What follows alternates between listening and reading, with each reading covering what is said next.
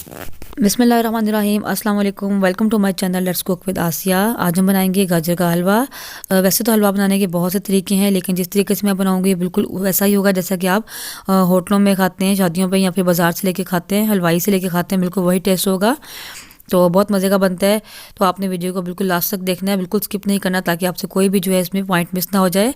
तो चलिए यहाँ रेसिपी स्टार्ट करते हैं, लेकिन उससे पहले अगर आपने मेरे चैनल को सब्सक्राइब नहीं किया तो प्लीज़ सब्सक्राइब कर दे और साथ में लगी बेल का आइकन को ज़रूर प्रेस करें, ताकि मेरी हर नई आने वाली वीडियो को नोटिफिकेशन सबसे पहले आपको मिल सके।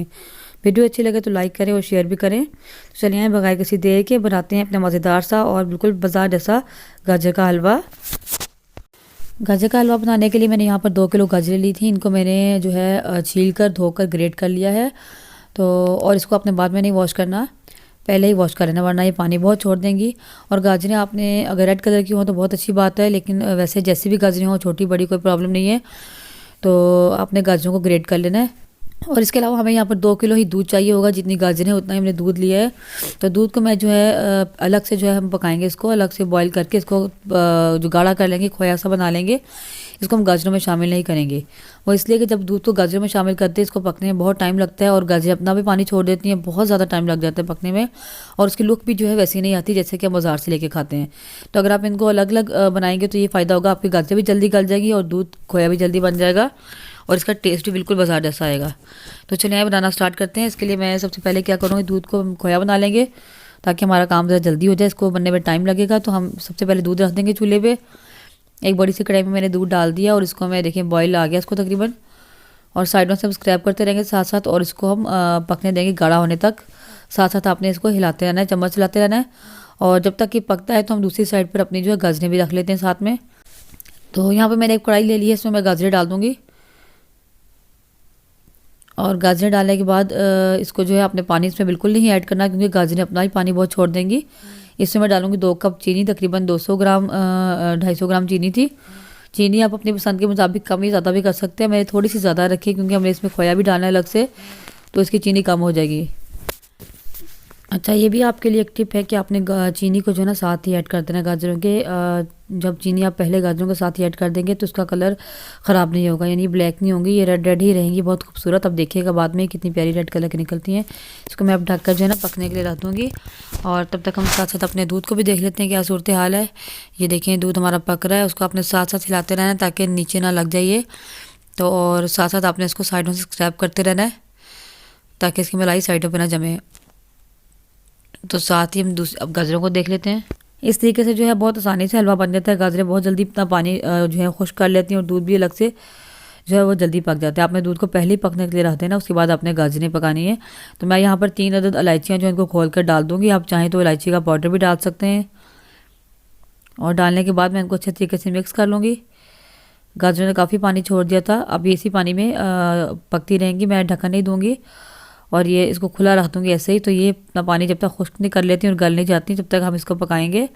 साथ साथ जो हमने अपने दूध पे भी नज़र रखनी है कि वो जल ना जाए। ये देखें दूध काफ़ी हद तक हमारा कम हो गया है और गाजरें भी हमारी काफ़ी गल चुकी हैं। अब यहाँ पर मैं जो है 1 टेबलस्पून देसी घी डाल रही हूँ। आप चाहें तो डालडा घी भी डाल सकते हैं। वैसे तो घी डालने की इतनी ज़रूरत नहीं, क्योंकि हमने जो दूध डाला है उसके अंदर क्रीम ऑलरेडी मौजूद है, तो वो उसका घी ही बन जाएगा। लेकिन घी से ज़रा शाइनिंग आ रही थी, तो इसलिए मैं सिर्फ 1 टेबलस्पून, ज़्यादा नहीं, बस आपने 1 टेबलस्पून घी डालना है और उसको अच्छे तरीके से भून लेना है, क्योंकि पानी हमारा खुश्क हो गया, गाजरें भी गल गई हैं। कलर देखें अब कितना खूबसूरत रेड आया है। तो अगर आप वैसे ही दूध के साथ पकाते हैं तो कलर इसका बहुत ब्लैक ब्लैक सा हो रहा है।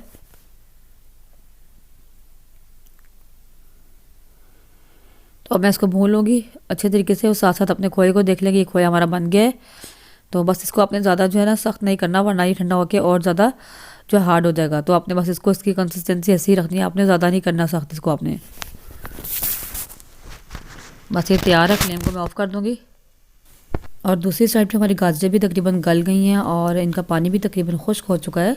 तो इनको हम जो है अच्छे तरीके से भून लेंगे। और यहाँ पर मेरे पास कुछ बादाम थे जिनको मैंने छील कर दरमियान से 2 कर लिया, ये इसमें डाल देंगे और इसको अच्छे से भून लेंगे।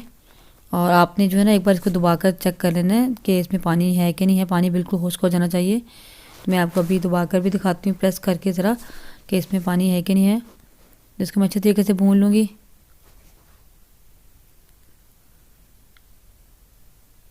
और ये देखें इसमें पानी बिल्कुल ख़त्म हो चुका है, हमने अच्छे से भून लिया इसको।